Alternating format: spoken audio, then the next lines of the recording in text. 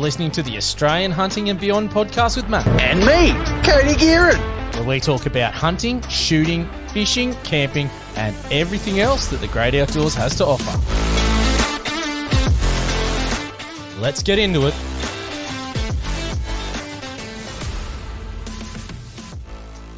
G'day and welcome to another episode of Hunting Connection Podcast. Today we have a great guest and a great follow-up episode to Australian Hunting and Beyond podcast with Matt.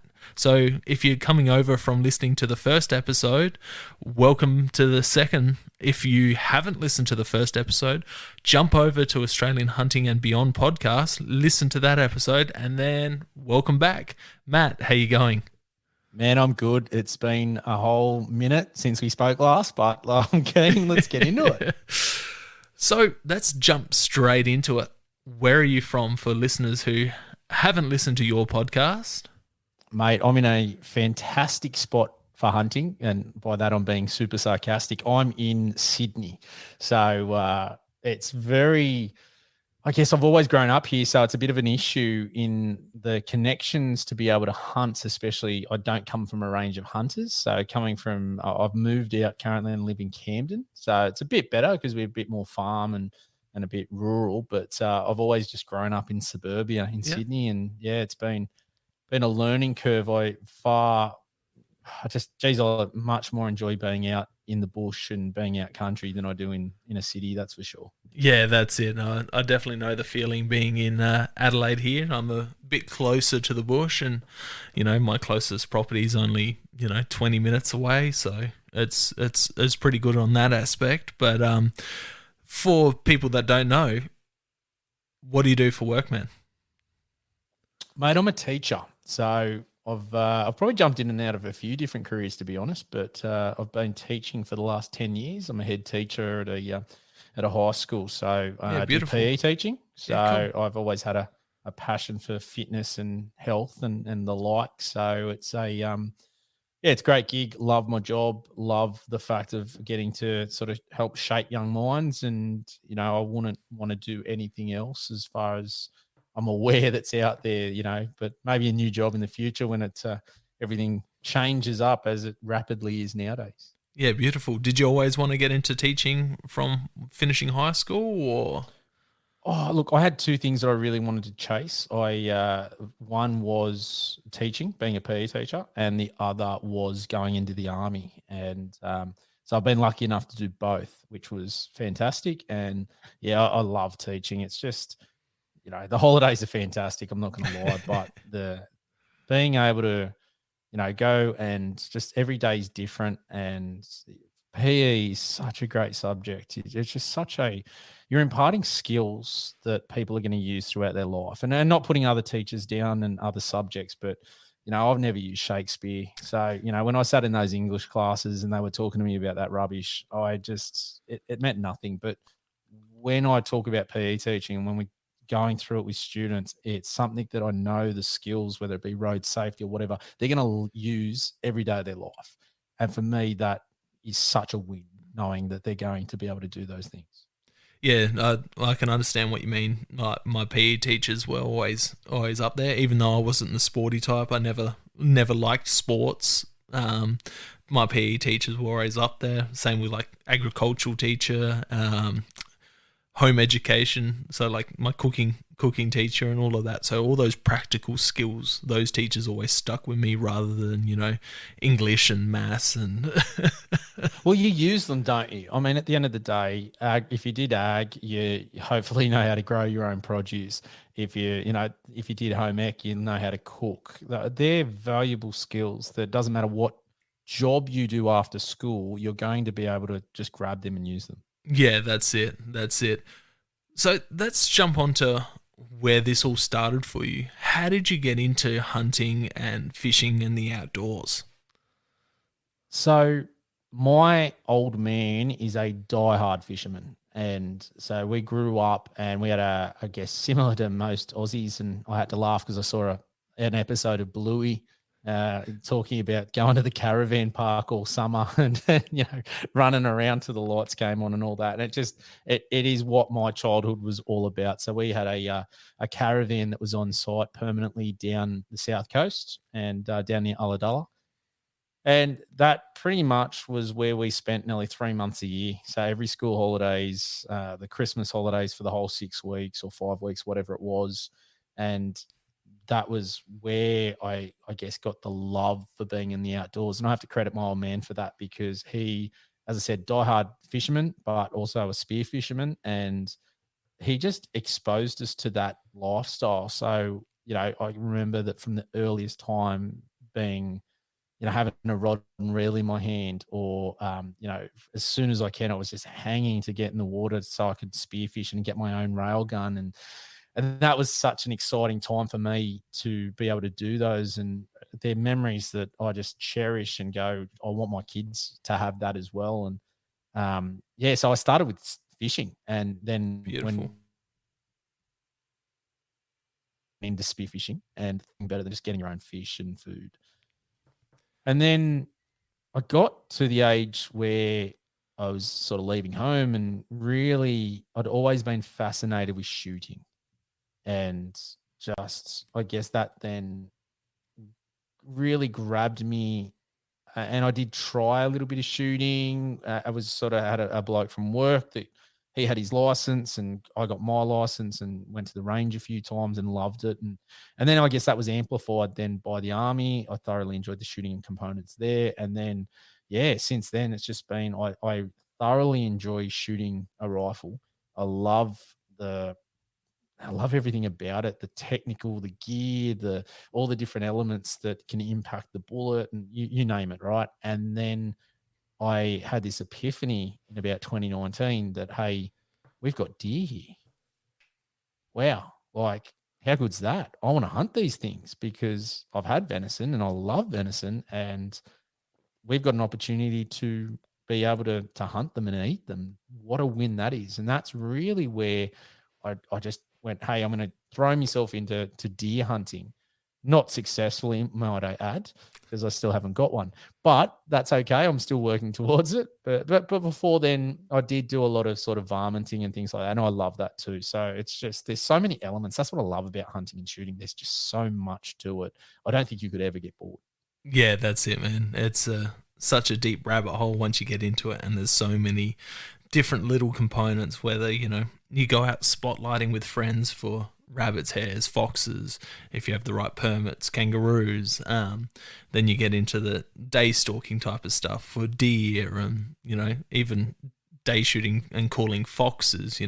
You had an episode where you had, I can't remember the call's name, but you had the fella that makes the calls and he's just talking about the Paul from H2K Hunting H2K. Calls.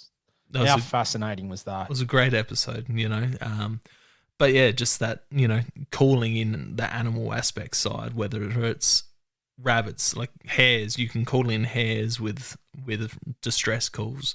Foxes, you can call deer in, and then you got the duck side of stuff as well. And then, you got the wing shooting, there's so many rabbit holes. Bow hunting, bow fishing, as we spoke about on your podcast earlier. It's just such a massive rabbit hole. I think the biggest one for me is trying to find out which one just to solely focus on, because there's just so much and it's so fun that I can't, even deer, I can't just say, hey, I only want to hunt deer, because I don't. Yeah. There's all these other things. I found myself the other day, I was in the state forest hunting deer and I shot a rabbit. And, it probably isn't the best thing to do when you're out trying to find a deer by letting off the rifle. But for me, it was just, there's so many different elements and you could spend a lifetime. I wish I had multiple lifetimes to be able to do all of it, because there's just so many cool things to go down, as you said, that rabbit hole and try and become an expert and learn as much as you can about all these different avenues. Yeah, that's where I get scared to, start looking at duck hunting and stuff like that, because deer hunting takes up so much of my time, and just normal hunting, in the cooler months. And then, summer months start and it's bow fishing and kayak fishing for me.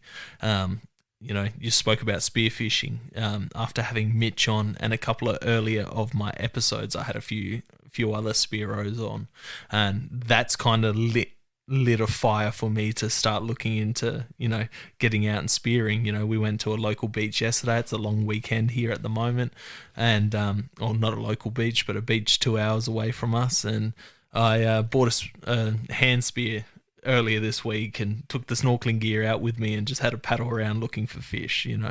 Shot a flathead with a spear gun with a couple of mates. This is probably 8-ish years ago, so it kind of lit a fire then, but I never jumped deep into it, just because all my spare time at the time was bow fishing or bow hunting. So yeah, I've kind of got a little bit of fire there after chatting to Mitch and Dave and Liam in earlier episodes. So it's always just been hanging there. So over these summer months, I reckon I'll be dedicating a couple mornings on going out for a dive. Man, it is just so good being in the water, and I love it. And it's the same sort of thing. You can get as technical as you want to it. Like, I've had reef guns and pneumatic guns. They're a different level too, because you don't have any rubbers and they go off compressed air, and they just look like this barrel of a shotgun sort of thing that you're using. And oh man, there's just so many different types. And as I said, the Hawaiian sling or hand spear, it's so much fun. And anything that gets you out in the wilderness and is also giving you meat, what a win. So Yeah, whether it that's be it. spearfishing, fishing, hunting, man, they're cool. Yeah, that's something that I forgot to touch on in your podcast with the bow fishing side of stuff. You said that it got legalized in New South Wales, which is not true. That it only just got legalized. You used to be able to saltwater bow fish in New South Wales, and it was the same regulations as spearfishing over there. But when they brought in the freshwater side, they scrapped the saltwater side, which is absolutely devastating, because you could go out and chase stingrays and sharks and stuff like that. Anything, that you could get in those shallow tidal waters, as long as you're following the spearfishing guidelines, you used to be able to do, but now you're only restricted to carp these days. Okay, when was that? I've never even heard of that, so that's cool to know. So it was up until they brought in the trial period. As soon as they brought in that trial period, they scrapped the saltwater side of things. There you go. Which I had is absolutely no idea. Absolutely devastating. Well, it's funny, isn't it? Like, and this is the thing where sometimes you just don't hear about these things or know about them. Like, I was all over spearfishing for such a long time. I literally had no idea you could hunt with a bow in salt water from a boat, because geez, that would have been super easy for a lot of the stuff that I did. Could you do it in lakes and estuaries? No, I believe it was whatever the spearfishing rules are in New South Wales was the exact same. Yeah, you can't do it in lakes and estuaries. Yeah. Okay, cool. Good to know, but disappointed we lost that. Like a lot of things that happen nowadays, I think we seem to be losing ground on a few different hunting elements. Yeah, it seemed like you gained ground, but then as soon as they took away that saltwater side, it sucked. Because, here in South Australia, we can only bow fish freshwater, backwaters for carp. Stingrays, sharks, that's always been a massive bucket list item for myself. And then there's a bloke in New Zealand, Joel. He's been shooting snapper off the rocks with his bow. So he burleys up on the rocks and the snapper come up and he's been shooting them with his bow. I'm like, oh, that would just be cool. So much fun, especially like places where you can get kingfish and, all the different sharks. Queensland, you can still bow fish saltwater, and same as NT and WA, I'm pretty sure, which is great. But yeah, jumping onto things, gear run through. What type of gear are you taking out on a hunt with you? A rifle, bow? What rifle are you running? What bow are you running? Backpacks, bino harness, all of that type of stuff. Oh, I've got a couple of different rifles, but my go-to at the moment is my Weatherby Vanguard. I've got the Meat Eater edition in 308. So nice rifle. I don't like not having a magazine. So I'm in that, I guess I'm in that moment I'm sitting here going, do I trade it and sell it? Because when I predominantly hunt state forests, as we've spoken about, and when you're going in exclusion zones, etc., you've got to take everything out, and it is a real pain in the backside, when you've got to drop out the sort of floor plate and take out and then top load. It's a bit annoying. So on the other hand, I've got my ticker T3X in 243 that I've had cerakoted, and it's got the camo stock. And I love that thing. It's just, if I had to pick between the two different rifles, the ticker's winning every day of the week. So I'm really considering selling it, the Weatherby, at the moment, and getting a ticker or maybe even a Lithgow. I'm not sure. I'm waiting for their new models to come out. They've got a Hunter, so it's a bit lighter. That's something that really makes me sort of perks my ears up and gets excited about that. So that's currently the two sort of main center fires that I'm running. From a bow, we sort of spoke about this on mine, talking about I've started with a target bow. So I'm running the Diamond Medalist Elite, and it's a great bow. Like it's a little heavy, and I've got it in all black just to get my form ready. And I'm not bow hunting massively because I'm still focusing on the rifle. But the big reason for me to get into bow hunting was the fact that we've got a state forest that's a weekday bow one that's an hour away. Because other than that, I'm traveling a lot further to get to a decent state forest with the rifle. I've just come back from a hunt, and it's a 4.5 hour journey down to the state forest there. So for me, just having a young family and just having twins, they only just hit the year mark. That was a real tough journey because we don't really have too many support sort of people around us, and my family don't live here in the state and whatnot. So it was all us. So the chances to get out were very, very limited. So that was where I sort of went, I'm going to get into bow hunting. It's something that I've always wanted to do, but I was under no illusions that it was going to be as easy as hunting with the rifle, that's for sure. But just the fact of being able to get out in the bush and being 55 minutes away is a win compared to 4.5 hours away, because I can do it in a day, not leave the family too long and the like. The other gear, what am I running? I'm running my binos. I'm running Vortex. I love the crossfires that I've got. They are such good gear in a Hunter's Element bino harness. Beautiful. Thoroughly like that. That's great. Tried a few different other bino harnesses, but the one I really like the fact that it's just the magnet, really easy to clip open, nice and silent. I was using the Twin Element one for a little bit, but they've got zips, and what I found is when I was leaning forward, the actual binos would come out and open the magnetic, because I think they rely on those zippers, and you don't want to be running them up and down, especially when you're close to deer and the like. So running them, they're great. My backpack, now some people might laugh at me here, but I run a Duda backpack, which is a hiking pack. Okay. A lot more padding, just heaps more comfort. I thoroughly enjoy that. Yes, it's not camo. Yes, it's not probably what most people would run, but for me, really comfortable, easy to get everything in, great on a pack out, just real simple. And one thing I love using that is I run the Maroka 30 sling, the QR0 sling, so you can just walk around, not hold anything. Jeez, it's good. Just makes life so good walking around, having your hands free if you need to. And I'm loving at the moment using my tripod. Just so good. So because I've got that hand free now, I'm happy to take the shooting sticks out with the tripod. I've got the Ridgeline speed stick. It's great.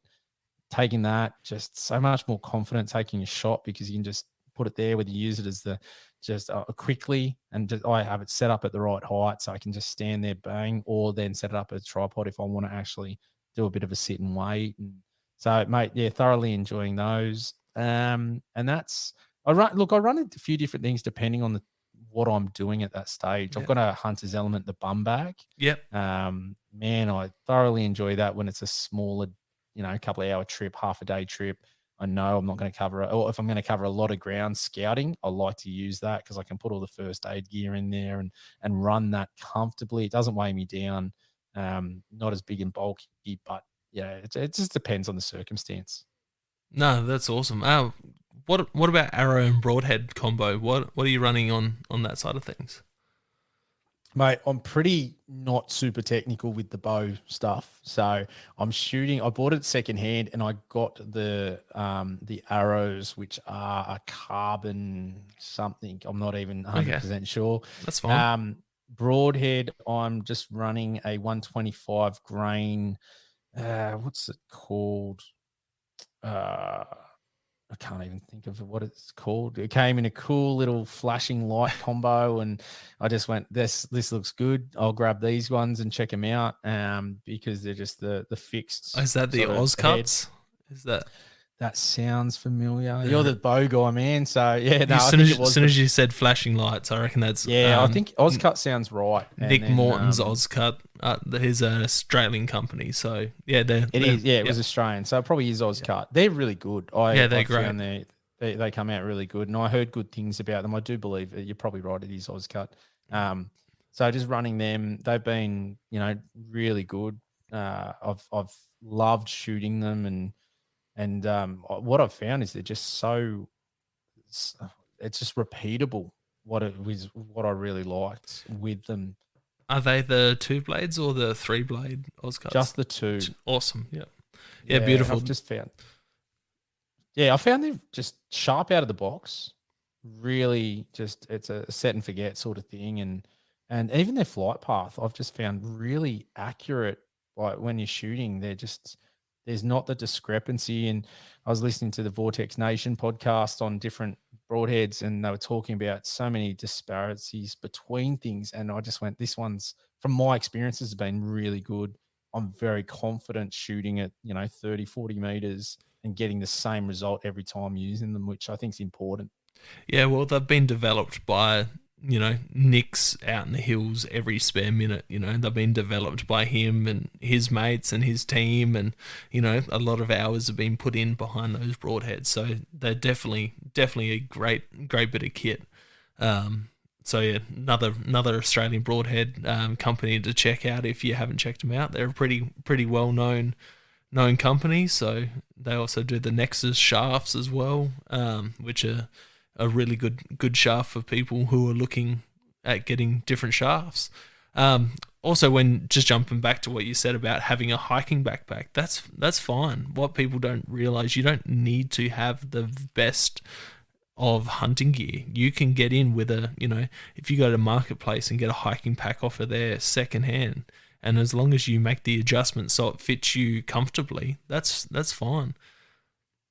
I've got this funny thing where even my boots, I run Merrells and I run the Moabs, and they're the number 1 sold hiking boot worldwide. They are just super comfy, and I sometimes have this perception that that's their bread and butter product.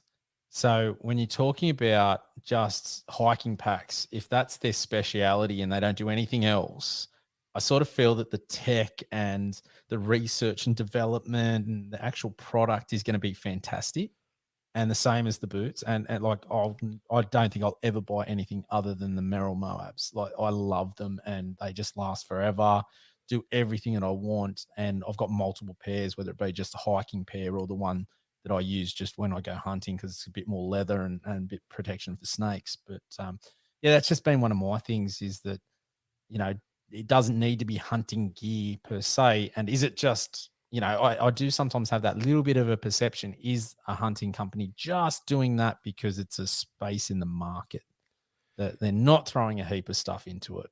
Maybe I'm wrong. I don't know, but that's just a perception I've had. Yeah, so I'm running hiking boots as well. I'm running the Obos. I'm on my 2nd pair of them over the last 7 years, I think. And they've done great. I've ran the cheaper Morels and stuff like that as well.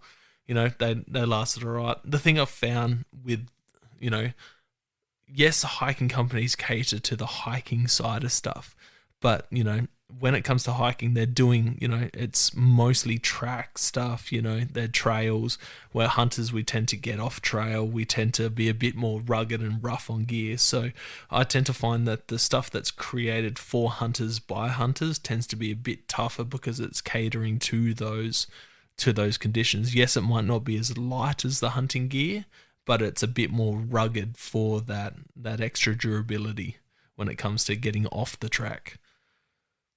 Yeah, fair call. And look, I wouldn't take my Moabs, the stand ones off. I use not the adventurers as my go to for off track because I find they're just a bit thicker, and I've had no issues, and they've clocked up a lot of Ks out there. So, but I think that's the thing. As long as you're getting stuff that you're confident in the equipment, because I've grabbed equipment both from everybody, and sometimes I just go, I'm not that keen on this, and then you have an issue. So it's when you're happy with the gear and you feel confident and comfortable, I always find that's the biggest win. Yeah, that's the best thing. If you're looking at gear, go find some mates, like catch up with some other hunters and check out what they have. And then you can get an understanding of what the gear actually is like before you make the purchase, because a lot of this big hunting brand gear, you can't just go into a shop and check it out. You have to purchase it offline. So if you can find someone in your local area that actually has that gear, and you can give it a, go for a walk around the block with it, if it's a pack, chuck a bunch of weight in it and go for a walk. You're able to test it out before you buy. And that's probably like the beauty of having these hunting clubs, ADA and all of that, is you've got all these different people who have all this different gear. You can check this stuff out. Yeah, you're right. And the other thing there is that I love, researching and looking at reviews and things like that. But you've really got to check out if they're sponsored or there's an influence there, whether subliminally or not, that they're promoting a product that they might not actually 100% feel that way about that product because they have to. Yeah. And that's one thing, like Aussie reviews and things like that. I love what he does because he isn't affiliated with anyone, so he gives that genuine product review. And I've seen other people that go talk something up, and I've got the product and gone, I'm not that happy with that product, but they've said it's the best thing since sliced bread. Yeah, but that's the thing, you could think something's amazing and the next person comes along and it's not going to suit what they want as well. Yeah, so even if they're brand supported, it doesn't always mean that they're just talking it up for the sake of it. They might be really behind it. It's just that it's not that going to cover your needs for what you want or what you're quite looking for as well. So that's another thing. And you might have a product that you're associated with that you actually love too. So again, everything I'm saying with a grain of salt is that it's one of those things that I like to research and go, hey, is this a good bit of gear? And is it a good bit of gear for me? As you're exactly right. It might be great for someone else. And for me, it's just, I don't find it doing the job that it needs to do. Yeah, 100%. If you can, chuck something up on a Facebook page and find, 10 different people that are running it, 8 people might love it, 2 people might hate it. You know what it's like running, you run fellow Hunters Australia, or no? Fellow Deer Hunters Australia. Yeah. So you know what it's like when people are asking gear questions on there. Some people get lit up for asking if this is good, and some people say it's absolutely amazing. Well, it's all subjective, isn't it? At the end of the day, something you might rave about and love, and you might not be lying. You might be honestly feeling that way, but it's like, how long is a piece of string? Because everyone has a different opinion on what they like and what they use. And, camo is the perfect example. 100%. There's so many different types, and so many different people rate different things because of different reasons. And, at the end of the day, is it doing the job you want it to do? And are you happy with that product? And that's, as long as you're happy with the product, you can't complain about that. But asking, hey, I do love those Facebook posts when people go, guys, I want some advice. And it's just like, wrong place, because you're going to get 100 different answers. Like, you really need to, as you said, go to maybe a club or jump on YouTube and find people that you respect or like the way of their style about what they're talking about, and hit them up as the go-to source. And also, for people that don't know, that are listening, in your Facebook groups, you've got a little search bar. Click that search bar and just type in what you're looking for first, because the question you're asking has probably been asked before. So there's going to be multiple posts there for you to scroll through and read the answers for before you jump on. That's people seem to be unaware of that little search bar. Oh, that one and the other ones when they type F for Yeah. following, and you just hit the three little dots up there and say turn on notifications. You don't have to write F, but It gets frustrating.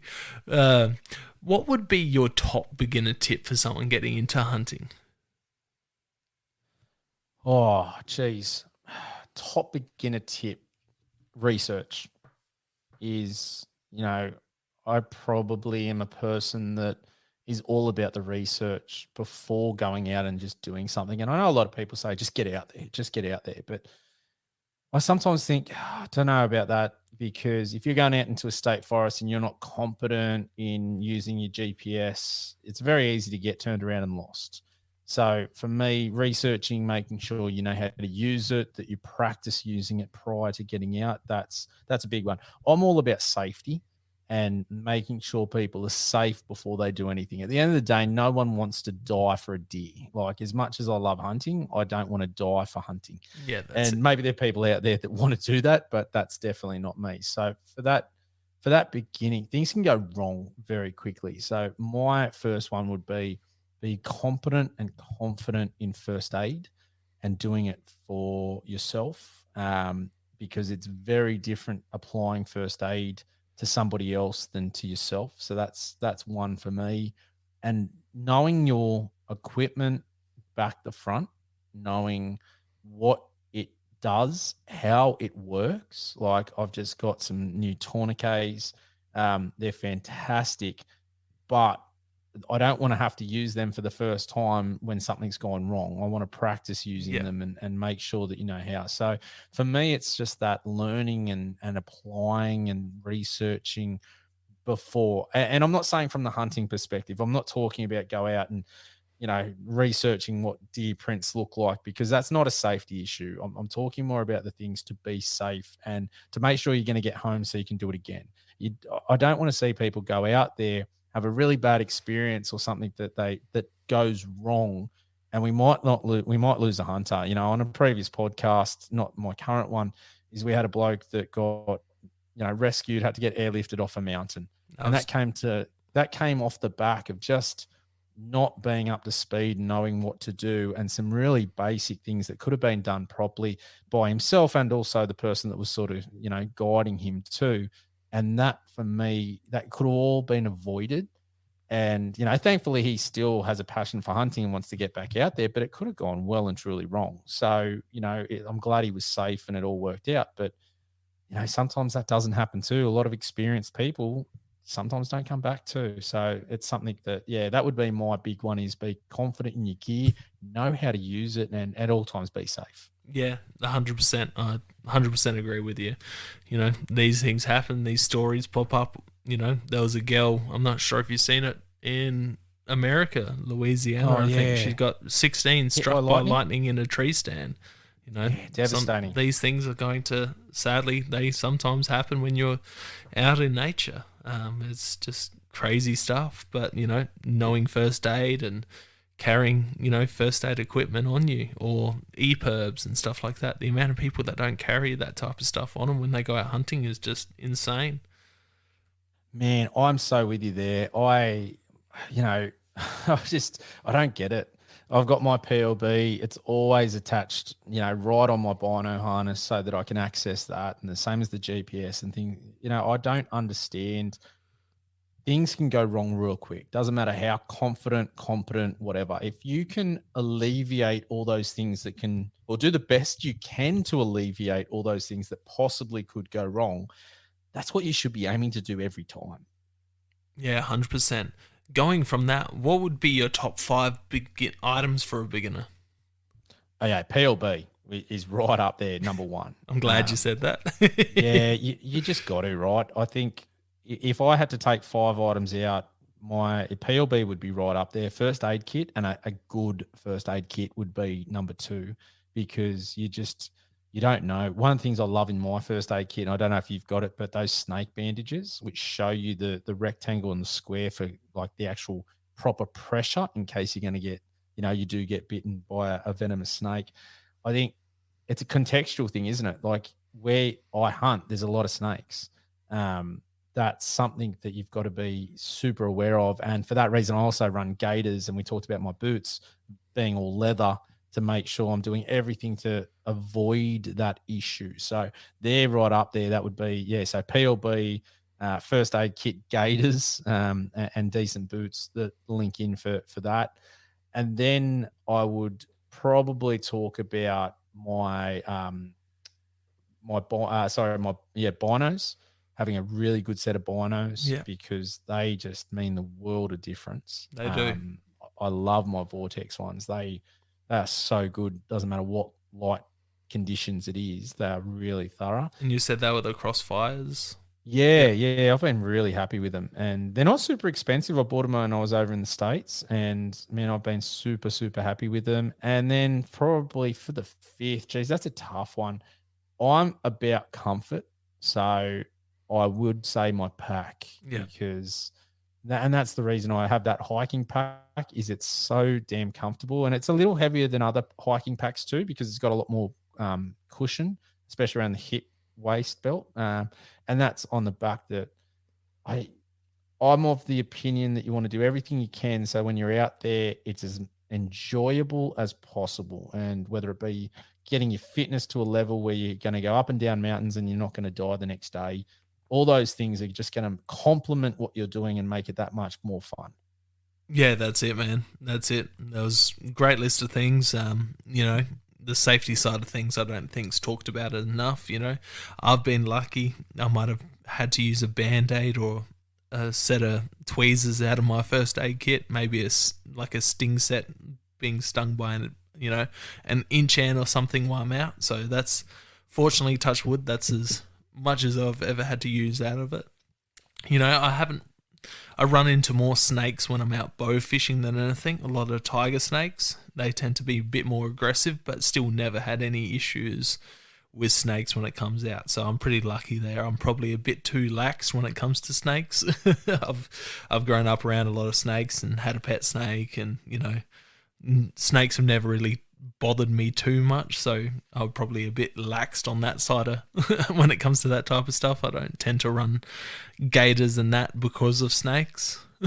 Yeah. So, well, look, I've kept reptiles all my life, practically, not anymore. But I think maybe it's your experiences. I had a mate, I was there, and he got bit by a death adder. Yeah. And yeah, that went south very, very quickly. So, when you're sort of exposed to that, what can happen and how fast it can happen. That to me was probably where I'm very comfortable with snakes. And for me, I want to take all the precautions possible, because I don't want to be out in the middle of nowhere on my own, have that happen. And then it's all good when you don't need it. But Yeah, when you need 100%. it, geez, it's, and look, I'd much rather have it and never use it than 100%. need to use it and not have it. That's for sure.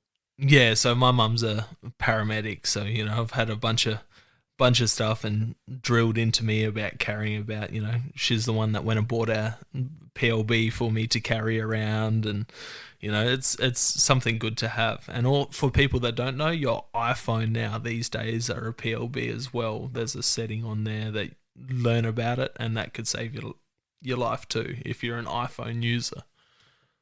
Oh, on that, it's something I've really try and push out there, is so many people think 112 is the gift of, that you're going to get it. 112 only works if you have phone reception, and it doesn't matter what company or telco has this tower around.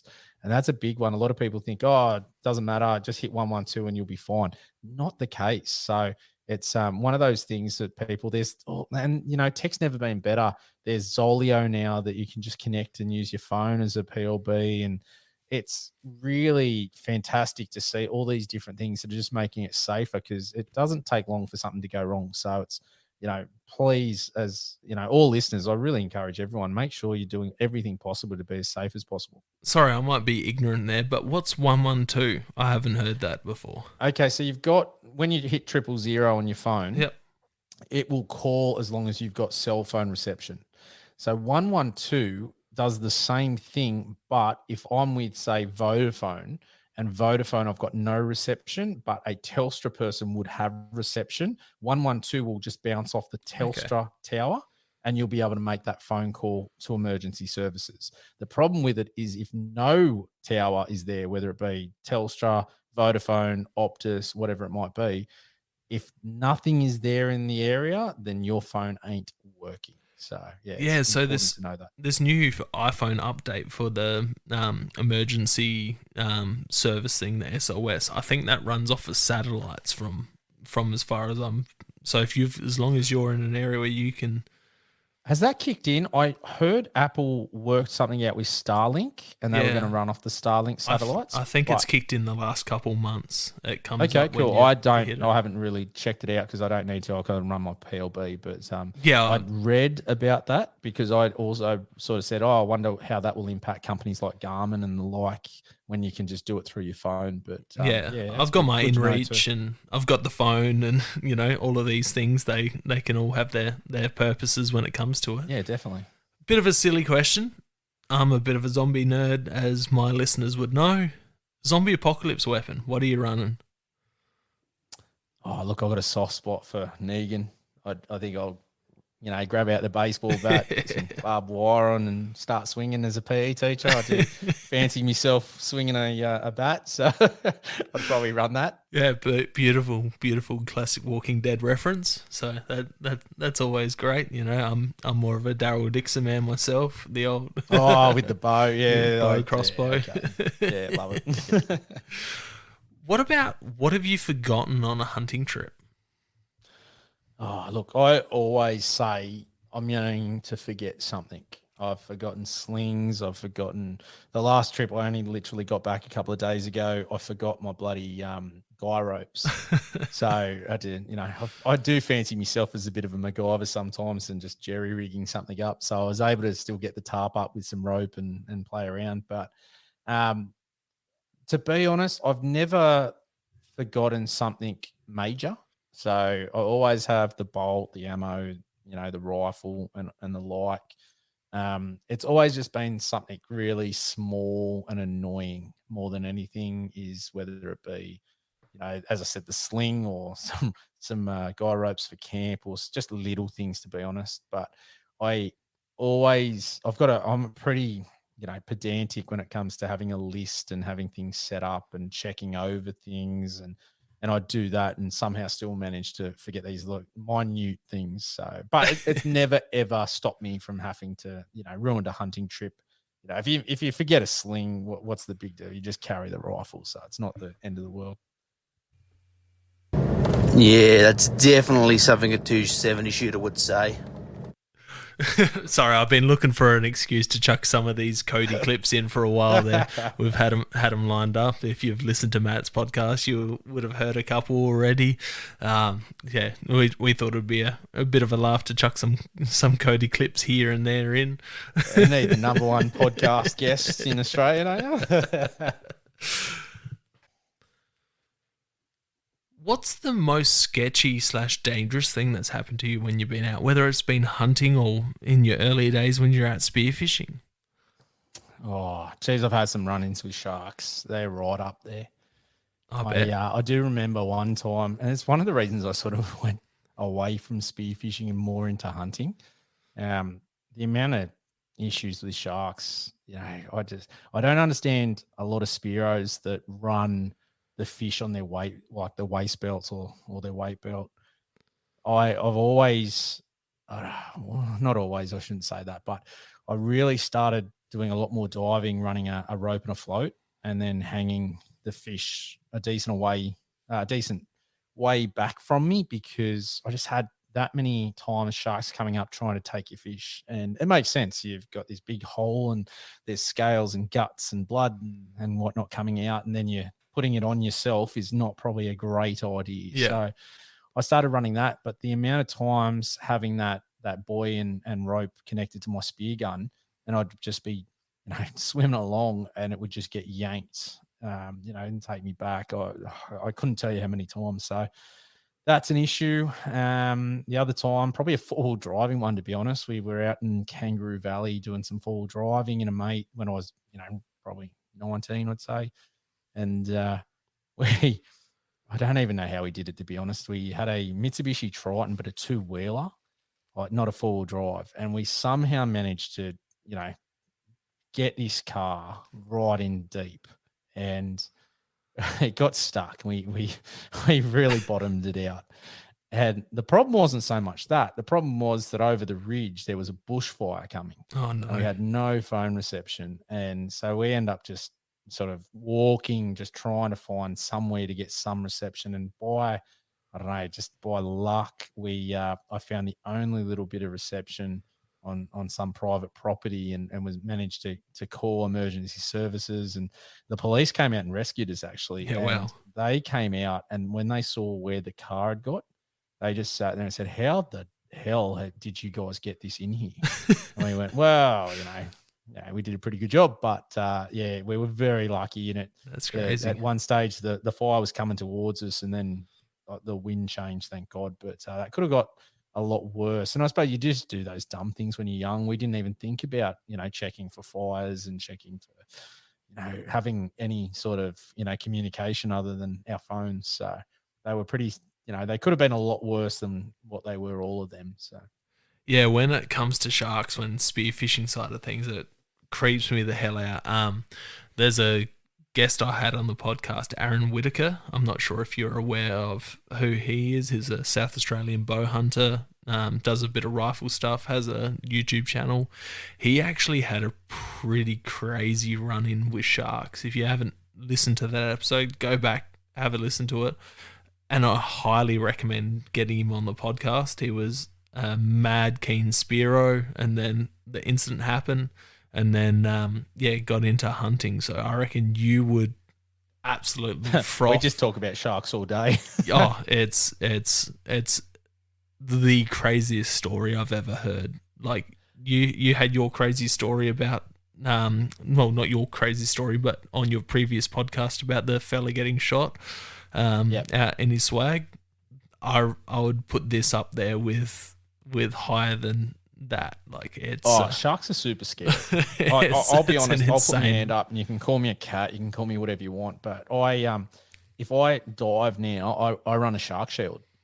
I just don't want to take chances of. I know you, Mitch, spoke about that on one of your recent ones, but I won't go in the water spearfishing. I'll go to the beach and that's fine, but I won't go in the water spearfishing without a shark shield, because I just think, as I said, everything you can do to be as safe as possible. And man, I've got a mate. I'll get him on mine at one stage. He's sort of moving into hunting as well, but mainly more spearfishing still. And man, he and his brother had a great white come in at them and turn at 3 meters. And yeah, no. I'll pass, man. When you've got something like that, it's the size of a bloody, a car coming in at you. And I couldn't even imagine, one of the dumbest things I've done is we dived, same bloke actually, we dived in a cove. There was a great white around the corner, but it was feeding on a whale. So we figured that, why is it going to leave a dead whale and come for us? So, but man, I just couldn't imagine. I've run in a lot of other species of shark, but a great white, that's just a different level. I don't want to ever have that happen. Yeah, so I highly recommend, even if you don't listen to that past episode, get him on as a guest and have a chat to him, because it's the most insane story I've ever heard. It's up there. I think there's something about sharks. We're so helpless in the water as humans. Yep. I think that's one of the scariest moments out of everything I've done. And I've done some dumb stuff, but one of the big ones we all? But one of the big ones is just being in that I've dived off boats a decent amount out offshore, and you just look down, it's dark, and you're just like, what's there? And then, it doesn't help with social media these days. I don't know if you've seen some of them, but I love one of them that this bloke's just looking down. He's filmed the whole thing, and this shark just comes flying up at him. He just points his spear and it impales it. And you're just like, man, things can go so bad so quick. And Yeah, sharks are a different level. One of my mates, Frank, shout out to Frank. He calls them the tax man, and They definitely I'm are. there. They're a crazy animal. I have a mate that's down in New Zealand that used to post a bunch of spearfishing videos, aquatic rehab, I believe his channel was, and he had some crazy encounters with sharks on video. But yeah, let's move on to lighter. What's the funniest thing that's happened to you while you've been out hunting or spearfishing or? Oh, the funniest one. Oh, look, I'll go spearfishing again because, well, actually, I got two. I've got to share go these. on. So again, me mate Mitch, and his best mate. We've grown up together, and so he's been a big part of the dumb stuff that I've done, especially spearing and all that. But I remember going out spearfishing, and we spent ages walking around these rock cliffs to get to an area where no one else has dived and the like. And I don't know how it happened, but he's just out of nowhere. I've got all my gear on. He just dives in, jumps down. There's all these great fish. We're like, oh man, we've hit the jackpot. Literally diving off the rock, and it's a plethora of fish. And I'm sitting there going, this is great. And all of a sudden, he's just dropped the dax and popped out a turd. And I've seen this turd floating up, and I've seen all the fish that I wanted to shoot just come flying in and start eating his crap. And I've just gone, mate, are you serious? Like, now, I don't want to shoot these fish and eat them now. I don't want to handle your feces as I'm cutting them open to clean them up. So that was one of the funnier ones. And then there must be a bit of a consistency with him because he was out hunting on his with his brother-in-laws. And actually, sorry, he was hunting the day before his brother-in-laws, and it was on private property that they own. And he decided he'd drop a turd, and he did it in the creek. And I remember him ringing me up just giggling, and I go, what's funny? He goes, well, yesterday I did this turd in this creek. And then his two brother-in-laws were out hunting, and one of them they're both in the creek area, and they're like, oh, look at this. And he thought it was an eel. So he went to grab it, and he's grabbed it and pulled a turd up. We go, oh, it was a turd. And Mitch has just heard it and started giggling, and he never told them that they were handling his turd. Or now he's screwed for when the story comes out. I'll have to give him a link and say, guys, you might want to listen to this one. That's hilarious. What about top 5 dream animals? Like, don't worry about money, all of that stuff. If you could go out and hunt 5 animals anywhere in the world, what would they be? Where would they be? I've had a really big, cultural influence from North America. So, as we all have. Yeah. So, like, I just watching Jim Shockey and Meat Eater and all that, it's right up there for me. Elk, moose, turkey, whitetail, they're right up there for me. Probably those, and I'd say bear as well. Would probably be the 5. Yeah. In saying that, I do have a goal. I'd love to harvest every deer here in Australia. That's sort of I think a more realistic goal because going overseas isn't cheap. So That's probably where I'm at. But yeah, if money wasn't an object, there's such an allure to hearing elk call and turkey calls. That's just it really fascinates me, and I want to get out there and hear it. That's a big one for me. Yeah, 100%. Elk, bear, they're high on my list. I'm fortunate enough to have taken a couple of whitetails, so I'm cheering with that. I've taken a couple of turkeys here and in New Zealand, so I'm happy with that. Australia's I heard the New Zealand ones don't gobble though. I think they do, but just not to the same extent. Not to the same extent. There's just too many of them. There's a fella I know over there. He did some pest control for a farmer, and they shot 800 turkeys in like 24 hours. Whoa!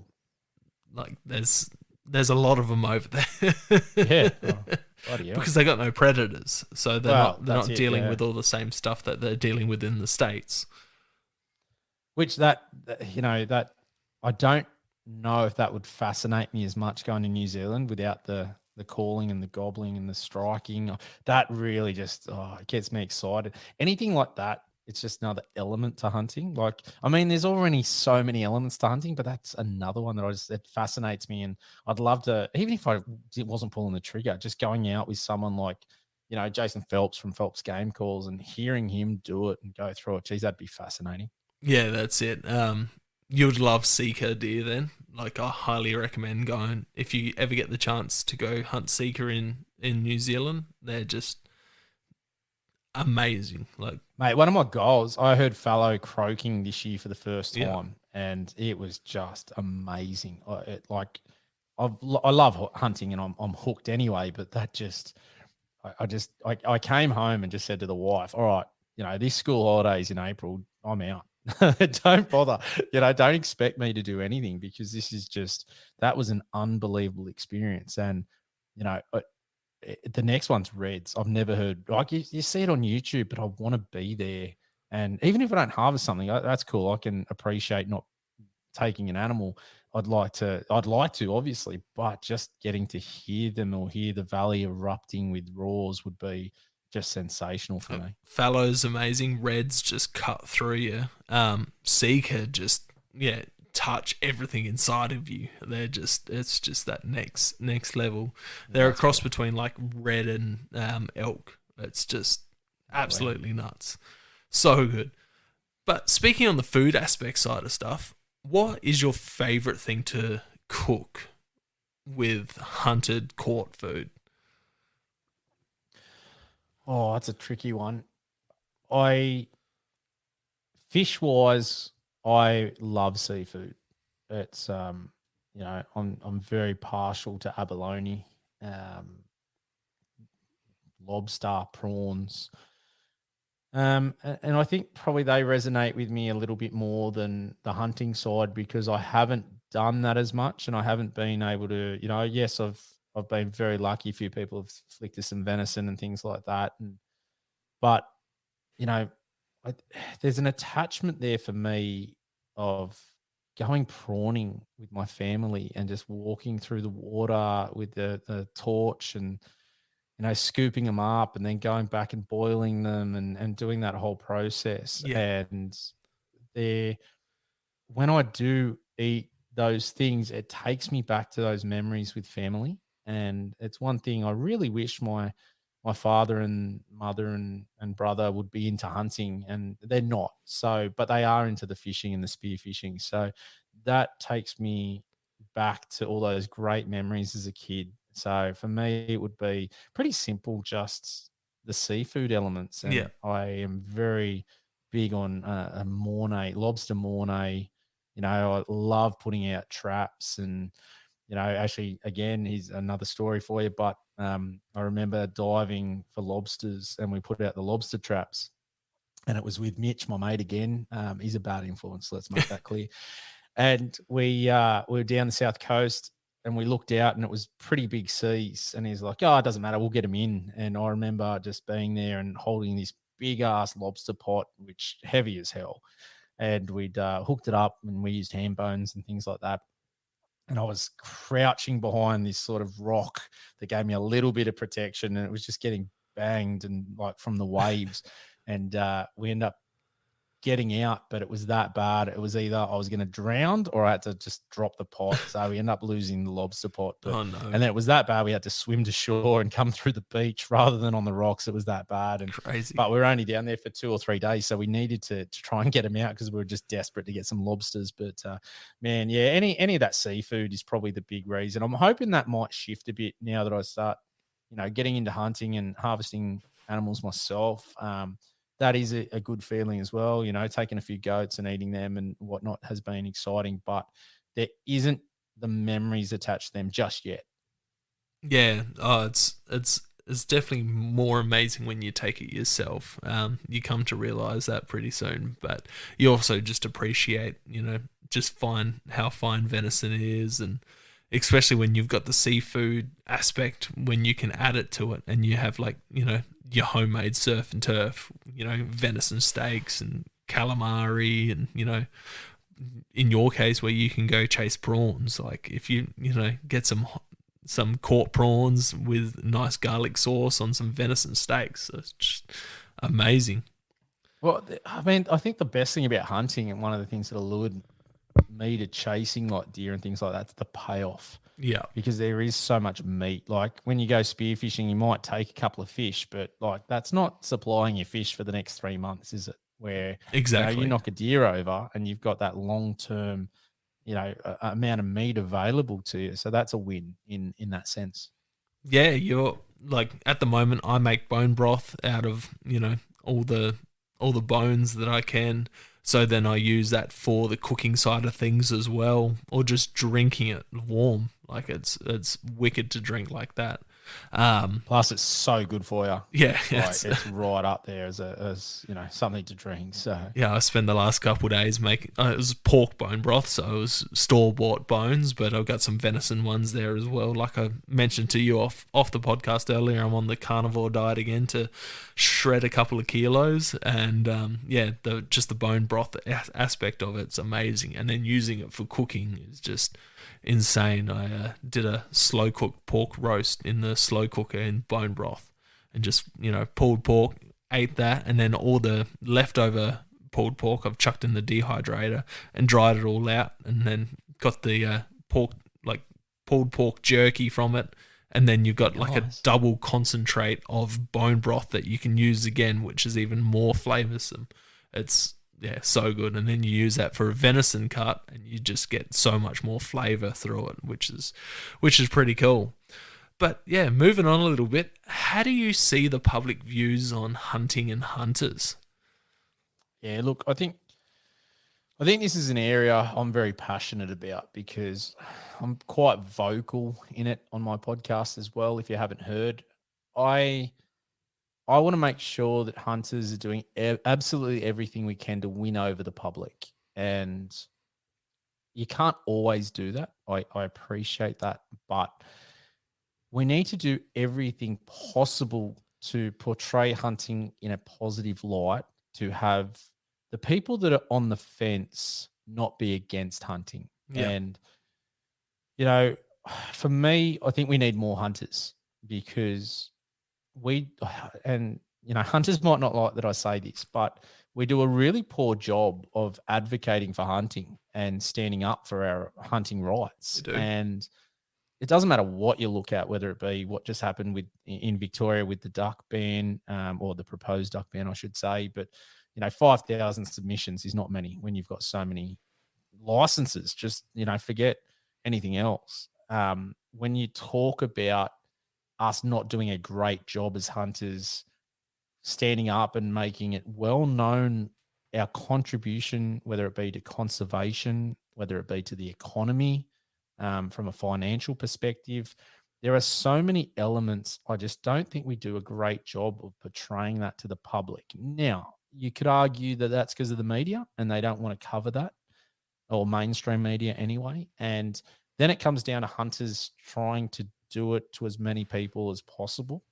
And that has its challenges, and the wrong people can also maybe not portray it in a positive light too, and how it gets out there. So, yeah, it's such a tricky situation, but I really do feel the future is going to be harder for us, Yep. and we are going to constantly be butting our heads up against these barriers of people that are disconnected from where we've come from and our cultural perspective. And I say that all the time. It's quite interesting to me as an Aboriginal person that people respect the rights of Aboriginal people to hunt, but then don't if you're not Aboriginal.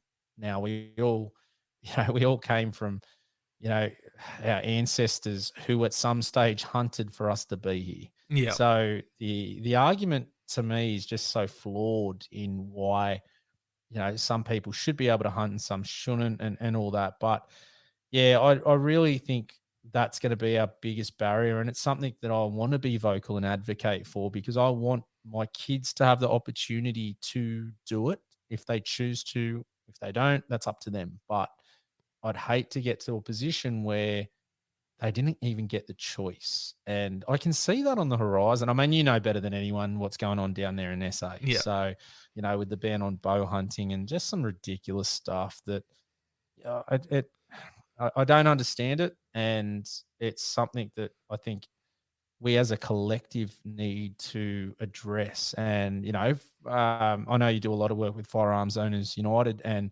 I've loved what they're doing with the suppressors, trying to get that done. But I I just think that's a hill that I don't know if we'll ever get that one. I It makes me disappointed that other countries call it best practice, and yet we can't even get it heard here. And yeah, it's such a tricky situation that we face. And yeah, I don't know. I don't know the way forward. It makes me very nervous, to be honest. Yeah, surprisingly, we've had some, some good things that have come out of that I think Dan's been running that campaign for the last 2 years every September. And we've, getting some decent replies from politicians and police ministers and stuff like that, which is quite good. There's some stuff going on behind the scenes, which hopefully we get some nice stuff to come out of it. But yeah, so how would you change the public views on hunting and hunters? What would you personally do if you could? Oh, look, if I had a magic wand, I'd probably, and people aren't going to like this. Maybe I shouldn't say this, so they might never listen to my podcast again. I'd probably really have a look at our hunting organizations and bodies and how many we have. Yep. Because I feel we have a hell of a lot for such a small representation. Sorry, how do I say that? I think we've got so many parties and groups and organizations and committees, and the old saying, too many chefs spoil the broth, is what I feel happens a bit in hunting, that we have too many groups that are looking and solely focused on their own little patch. Yep. And they're not looking at the bigger picture. And look, that also comes down to hunters. I honestly do see so many hunters that, I don't care about bow hunting because I shoot with a rifle. I don't care about duck hunting because I hunt deer. That's not everybody. Let's make that clear. But for me, that, I guess, disparity between people and not being a united front is something that needs to be addressed amongst hunters. 100%. I love seeing the ORAG group starting to take a bit of form and get some traction, because if you're not sure of that, it's basically come about with what's going on with duck hunting and everything going on in Victoria. And I believe, off the top of my head, it's Outdoor Recreation Advocacy Group is what ORAG stands for.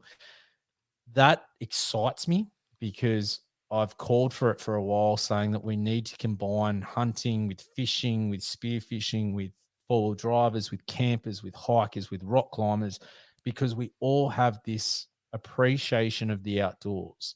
And as a solid, if we can solidify everybody, if we can bring everybody together, then we're a force to be reckoned with. Now, Yeah, this is the 100%. problem I see in hunting, where you've got all these little groups and not a big group, and whether you like it or not, people don't like the SSAA, and but they have probably the most money out of every group, and there's so many conflicting groups and fighting amongst ourselves that the big picture is being lost a little. And that's my interpretation, and that's what I feel. So if I had a magic wand, I would say somehow working on bringing everybody together, uniting all fronts, so that we can really put our best foot forward, and then start to use some of this funding and money to do what Meat Eater's done. Like, the platform's there. It's really clear. Renella's done such a great job in being able to portray it to the general public, and whether it be his cooking, taking everybody on the whole journey and not focusing just on the trophy side, utilizing the meat. That is how we win people over. And I know some people might not like me saying that the trophy element is sort of like the black sheep of the family, but it is. Unfortunately, 100%. you're really going to struggle to get people that are non-hunters to appreciate the trophy hunting side. So we need to promote the rest of it. Now, trophy hunters, a lot of trophy hunters I know use the meat. So it's not just about the trophy, but when in the public perception, they just hear trophy hunting, you're just going out to kill the animal to stick on a wall. Yeah.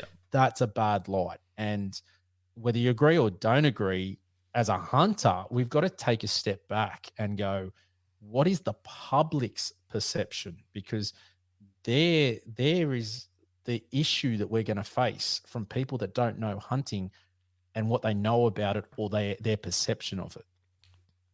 Yeah, I definitely know that a few groups are trying to work together. It's just getting those things on that they all agree on, because some groups advocate for one thing and other groups put more time on advocating something else, and they're like, oh, why are you putting your time there? You should be putting your time where we're putting our time, and it's just, that's where all the groups get divided, and it's the same as in the hunting and shooting community.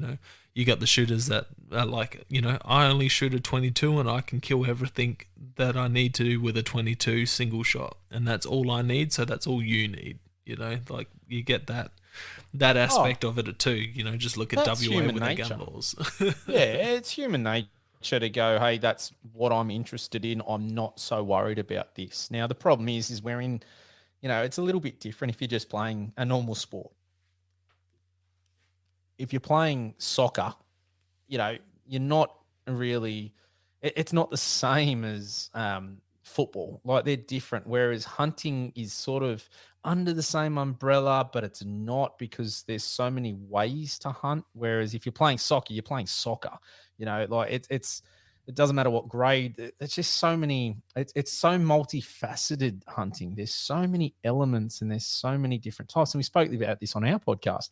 You can be a duck hunter, a pig hunter, even like hunting rabbits with ferrets. There's so many. We haven't even then started talking about rifles and calibers and the arguments behind there, and just shout out to people that shoot 6.5 Creedmoor. So, I know we had a bit of a message about you leaving that out, but, or no, was it 308? I think it was 308. 308, but had the 6.5 in. Look, yeah.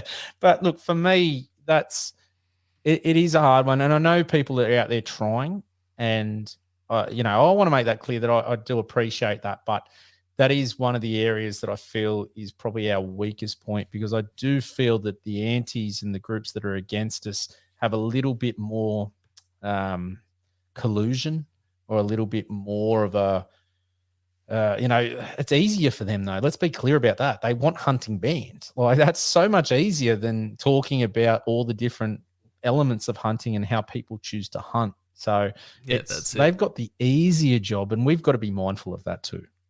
Yeah, that's 100% it. The name of this podcast is Hunting Connection. Like, I'm trying to bring the hunting side of things all together on some sort of united front. It seems to be working. Like, we've got a good podcast community that we're all bouncing off of each other.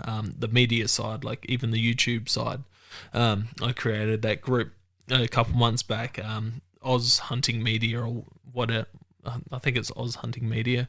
But yeah, just trying to connect like us podcasters and YouTubers and just all that together, so we're on some type of united front and easier to find each other and communicate and, work together more, Like, I was discussing with you and Lawson the other day, separately, but, how cool would it be to have just a big podcast episode where it's all of us there chatting, a big round table of podcasters just chatting about all these issues.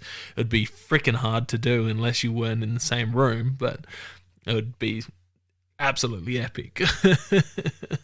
Oh, it would. And look, that's what excites me a little bit about what's happening, because, there's so many different podcasts that have popped up, which are great. Like, let's be clear. Whether you got Lawson with his bailing, scaling barbecue, the Hunters Campfire, they're three top blokes. You've got Australian Hunting Backcountry, I love, Becoming a Bow Hunter, what Luke's doing, Hunting Republic podcasts, Send It Mate podcast, yours, Send It Mate. Like, there's so many, and I feel that people are doing such a good job in their space of it. And, shout out to all of them. I think it's fantastic. Keep doing what you're doing, because 100%.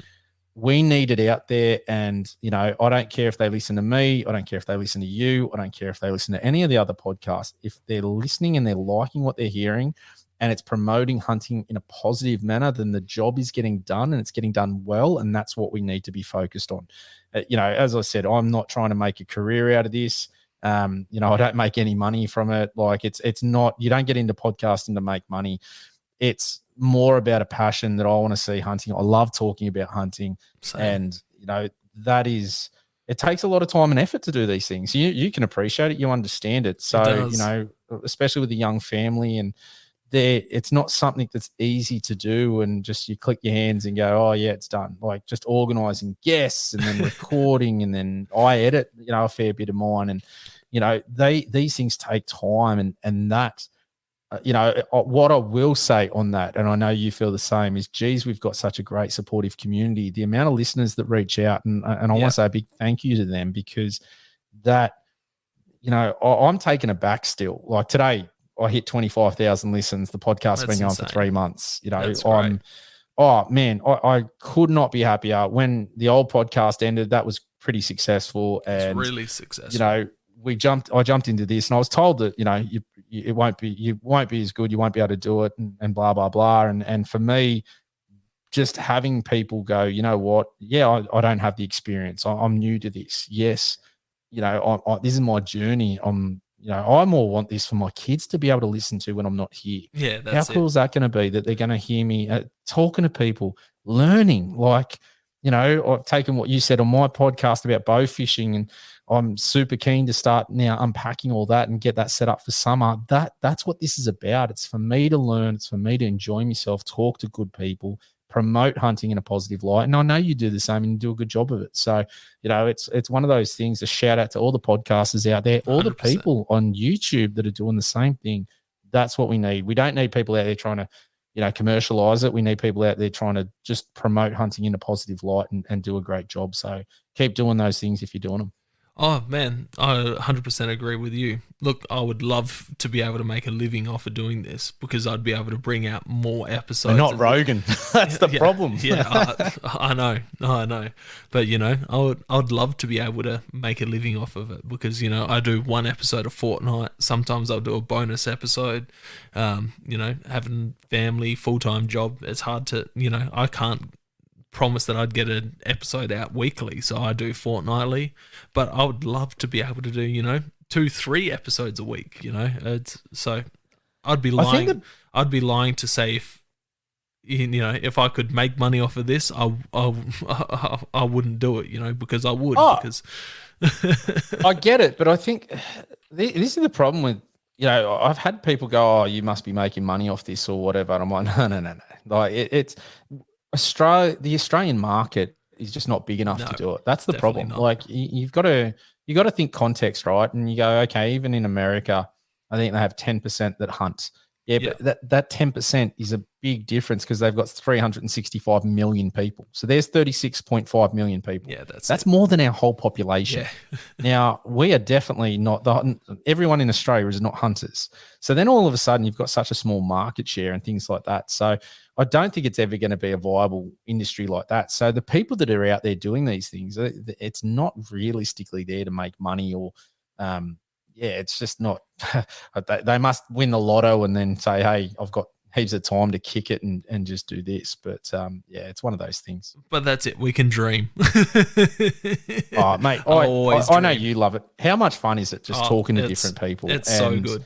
The amount of friendships I've made through it, that, guys that I haven't met, but, it feels like I know them, especially like listening to your podcast, your old podcast. It feels like I know you. And this is our first somewhat face-to-face conversation we've had, You know what? And that's the cool thing about it, isn't it? Like, you hear stories and you hear different things. And, I had to say, I caught up with someone the other day, and they were talking to us, and they were bringing up things from the podcast, and it's like they know you very well. It's very interesting. And I really appreciate that, because it's not an easy thing to do. It's very time consuming, and, for people to engage with it and also appreciate it. That's the biggest one for me is, geez, those messages of support when someone 100%. Says, geez, I love what you're doing. I love your content. That's what keeps me doing it. It just gives you a little bit of boost. You're like, oh, that feels good. We've been at this tonight, 3.5 hours, Yeah. Combined, and then we got to edit and put together and upload and all of that stuff. So it definitely all takes time, And people don't see that side of it. They just think, oh, it's easy. You just have a chat and then you throw it up. But it's not as easy as that. It can take a long time. But I think in my experience so far, cheese has been far more appreciative people 100%. than people from the other side of the spectrum. And that's that's a great thing. I really appreciate those that, show the support. And I know you do too. Yeah, 100%, man. My aim with this podcast is help and connect people, and from what I've seen, it's connecting people. One of my friends and former guests, Lana, she hooked up with Cads, who was another one of my guests, and she did the women's come shoot day, and from that she's got a license, she's got a hunting permit. Then Cads and her went out and hunted with Cody, and she took her first pig, and just all this small little connection things. It's like the aim of the podcast. So hearing it all together, and other people linking up through the podcast. Cody first came on this podcast, and now he's a podcast superstar. Mate, isn't he what? But yeah, it's great. I think that's what I've seen and I appreciate the most is the opportunity to speak to so many varied people and learn and talk. And, we spoke about this, saying that because we are such a small community, you're going to get the same guests on. You're not going to be able to miss that opportunity, right? You're not going to be able to, have all these exclusives every week. It's going to be people that, have been on others. But I think majority of the podcasts have such a unique style out there. We all get something different. 100%. Yeah, no, most definitely. And I think that's a real positive, because the more content out there for people to consume, especially hunters, that's a win. So, I really like it. I think it's great. And, I'm not opposed to having podcasters come on mine and share. And, I love a lot of what people do. And, there's some really great guys out there like Lawson. He's such a good bloke. We talk regularly, and he's just such a down to earth good guy. 100%. And that's what I got into this for, coming from a background of not having many mates that hunt, or close to me anyway. I just to meet people, and, if I can go, like my last hunt down in the state forest was solo, and I always used to do them solo. And then I did a couple where I started going with people, and I really enjoyed this sharing camp. And that's probably where I want to go a bit more is meet up with people and say, hey, let's go to a state forest. Let's share camp. We don't have to hunt together. You don't have to stay beside me. I prefer actually hunting on my own, but coming back at the end of the day and having a chat, what happened. And that just adds another layer to the experience for me. And I've met some really good people for that. So, I have to be very appreciative of the good people that I've met so far. There's a camaraderie that comes with hunting and sharing hunting camps. Like the people that I've made friends through hunting and shared insane hunting experiences with are people that are going to be in my life for a lifetime, because people that don't hunt don't understand these like highs and lows of emotions. You're out there, you might be sitting there and you're just laughing your head off. You don't care if you scare a deer away or anything. You're just joking around and laughing. Like, you're having such a good time just being out there in nature with a mate. Like, it's crazy. I love camping and I love bushwalking, and I'm not a super successful hunter, and to be honest, I don't care. Like, for me, it's always been about the experiences and the places you get to go. And I just spent a couple of days climbing up and down mountains in the snowies that was just sensational. And I get climbing up 300 meters and getting to the top, just gassed and just going, bloody hell, that was a steep climb. I know that feeling. And feeling that sense of accomplishment, looking at that view there, I'd do that without a rifle. then getting the chance to do it and have that extra element of a challenge of hunting something too. And there's just so many positive things about it. Like I got back and checked some trail cameras and, saw some awesome photos and just got super excited to get back out there again. And that it's, I understand why fish chase lures, because I'm doing the exact same thing, like it's just like, damn, I want to get out there again. And it's just on my mind constantly. And I know that feeling. I take these photos and I'm very partial to a selfie on top of a mountain because it's a breathtaking view. And I feel this sense of accomplishment or ease or, I reflected last time out there, just walking through the bush, just hearing nature and not hearing anything else, and just reflecting, like, I wouldn't want to be anywhere else to relax and enjoy myself. I can't wait till I harvest, a deer and get that meat. But the reality is, I wouldn't even change it. Like, I'm not sitting there going, damn it, I didn't get a deer. What a terrible trip. I came back to the wife and said, oh man, I had such a great time. That will be an added bonus. But for me, that's been the allure to this whole thing, and why I chase what I'm chasing is just that time in the bush. And geez, it's good. And there's so many people that don't get that nowadays. It's becoming more rare for people to get out in the bush and find spots that other people haven't. And especially in a state forest where I hunt, it's not like going for a coastal walk in a national park where there's a track. It's something so different. Yeah, 100%. And that's something that, chatting to workmates, like, they'll be like, oh, you went hunting on weekend. Did you get anything? It's like, no, I didn't. And they're like, oh, that must suck. And I was like, no, it doesn't. If I went out by myself, I spent great time alone, I got to reset. If I went out with mates, I had a good time and we were laughing and talking shit the whole time.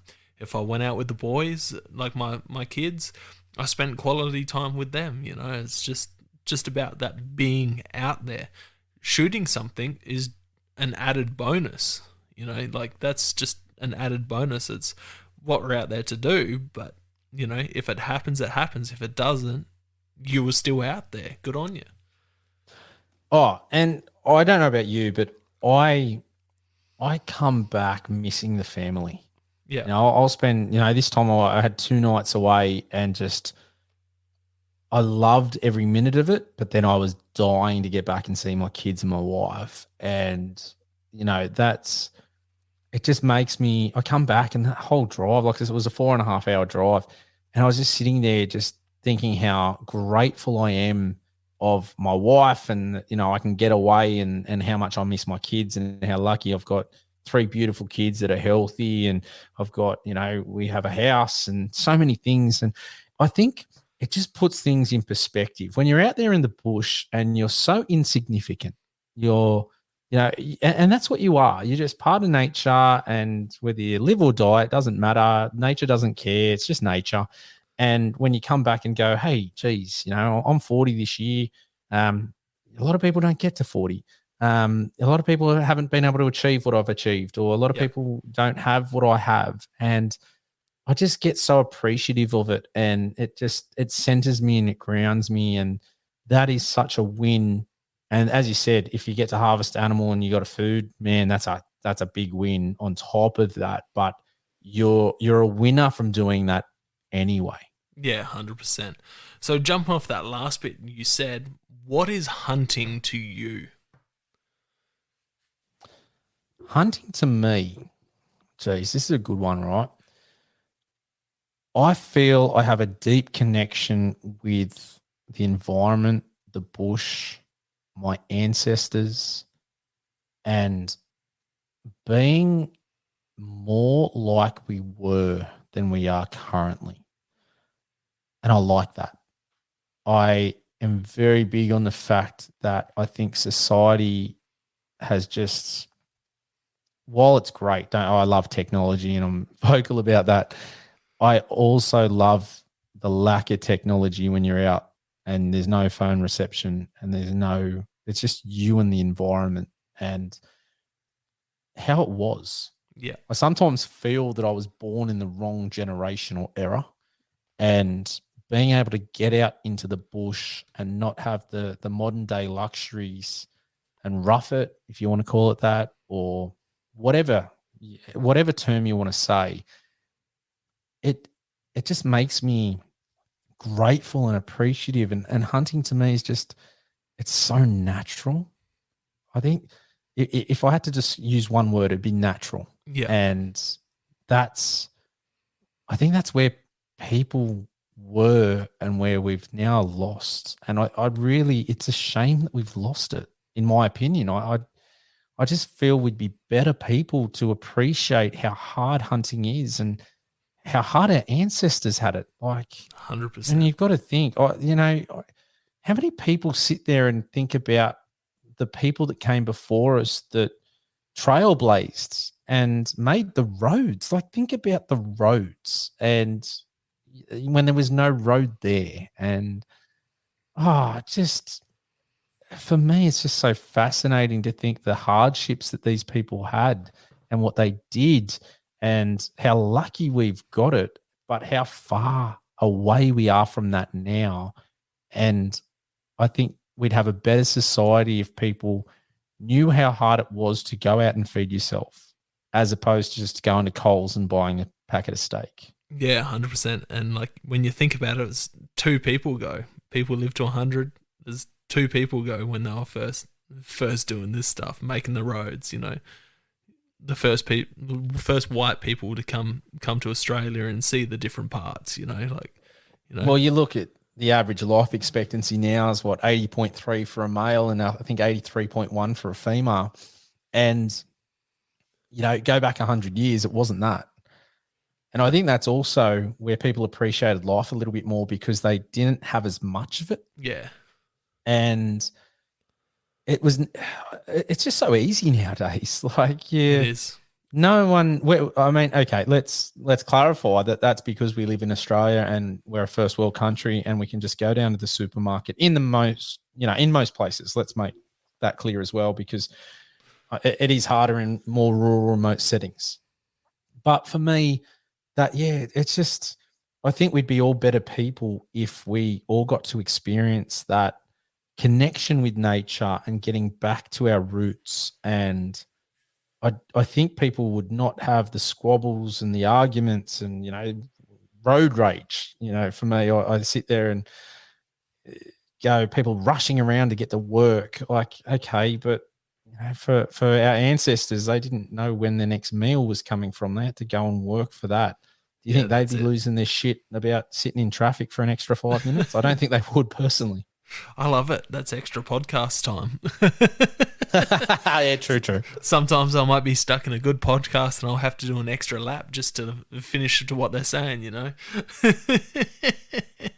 Yes, no, the problem with that is when you listen to people like Rogan, and I've been listened to him forever, and they go so long. And you just never want it to, like, you don't want to get out of the car there. You're sitting there, like, I was listening to his one the other day on the UFOs, and it went for like a good 3+ hours, and it was just super fascinating.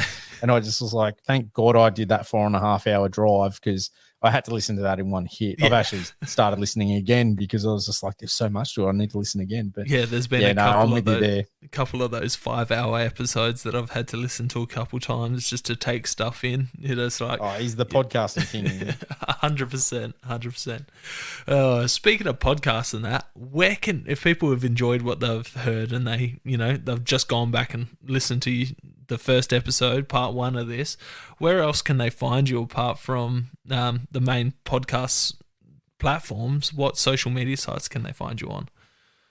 Yeah, look, I'm on Twitter, Oz Hunting and Beyond, OZ for Oz, Australian Hunting and Beyond on Facebook, and I'm on X, or previously Twitter, and the same thing, Australian Hunting and Beyond.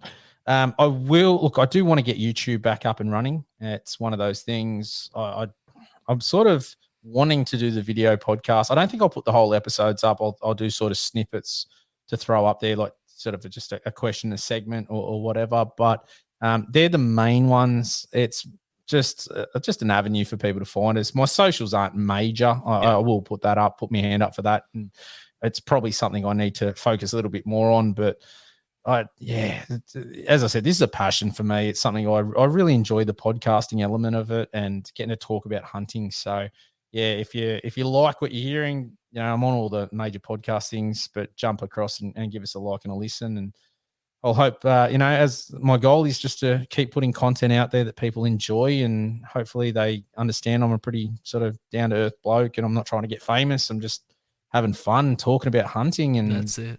That's a win. And even I know you're the same, and I've had a great time chatting to you. This crossover has been fantastic. It's been in my so opinion. much fun. Oh, I've enjoyed it thoroughly, and we'll probably have to do it again down the track for sure. 100%. We only skim the surface. There's so many more things, and you could just do 5-6 hours talking to someone, but life doesn't permit that unless you're Joe Rogan. Yeah, exactly. We'll need to share a hunting camp sometime. If you're ever in South Australia or thinking about heading to South Australia, even if you headed down with a family, we can hook up and go bow fishing and take the kids fishing, whatever. Mate, sounds like a plan. And likewise, if you're up here in New South Wales, give us a yell. Yeah, will do, man. But yeah, appreciate you coming on and appreciate you having me on your podcast and appreciate everything you do in positive light for the hunting community. Keep up the great work and yeah, keep on keeping on. Mate, exact sentiments are likewise. So, mate, I thoroughly enjoy what you're doing and keep doing what you're doing, because it's and we need more people like yourself out there pushing positive messages and doing a great job. And you can tell listening to your stuff, you're just a down to earth, positive guy, and I love it. So if you, that's what we need. So keep doing it. Speaking of someone that puts a good positive message out for hunters, we'll let him say goodbye. Well, boys, it's been a pleasure. What can I say? We've been to some pretty special places, met some pretty special people. I hope we can catch you all on the next podcast. So, I'm Cody Gearon. Good night, Australia. Cheers for that, Cody. And bye from me and bye from Matt. And thank you all for listening. Thank you for joining us on another episode of Hunting Connection Podcast. We hope you've enjoyed our discussions and gained valuable insights into the world of hunting, fishing, and the outdoors. To stay connected with us and never miss out on an update, please be sure to follow us on social media, all at Hunting Connection Podcast. We appreciate your support and would love for you to share the podcast with your friends and family. Don't forget to tag us in your hunting photos on social media and let us know about your experiences. Your feedback is invaluable to us, so please take a moment to subscribe, rate, and review the podcast. Together, we continue growing and delivering more captivating episodes for all hunting enthusiasts. Stay connected, stay informed, and keep pursuing your passion for the hunt. Until next time, happy hunting.